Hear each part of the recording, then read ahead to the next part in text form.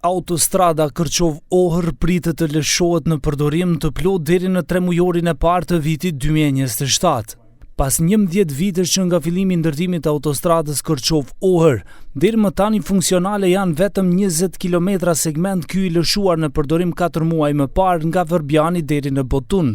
Ndërsa zëvendës kryeministri dhe ministri i transportit dhe lidhjeve Aleksandr Nikolovski tha se po punohet intenzivisht në rrugën pranë Bukojçanit, si dhe në rrugën Tetov-Gosivar dhe Ohër-Kërçov. Тука е завършването на автопатот Кичево-Охрид, тука е изградбата на автопатот Кичево-Букојчани, за кој што очекувам да избереме изведувач во текот на овој месец. Понатак интензивно се гради Букојчани-Гостивар или популарната стража која што се заобиколува, се гради и Тетово-Гостивар, која што сите велевме дека е автопат, но во суштина беше експресен пат.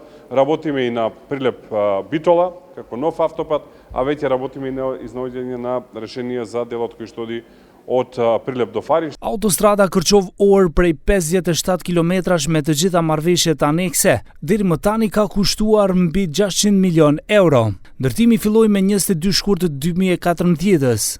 Kredia për këto investime kapitale u mor nga banka kineze Exim dhe shteti duhet të shlyejë atë për 20 vite. Në tetor të 2013-s parlamenti miratoi kredin, ndërsa në nëntor u nënshkrua marrëveshja midis qeverisë së Maqedonisë dhe kompanisë kineze Sinohydro. Por nga qeveria thonë se ka pasur 10 rrëshqitje të dheut që duhet të stabilizohen. Nga qeveria thonë se për përfundimin e saj do të duhet të zgjerohet edhe korniza e kreditimit, sepse sipas tyre nuk kishin parashikuar para për stabilizimin e rrëshqitjeve të dheut. Në segmentin 5 km të fshatit Botun ka pasur 6 rrëshqitje toke shumë të mëdha. Për të gjitha këto, korniza e kredisë do të duhet të rritet sepse nuk ishin planifikuar fonde për këtë.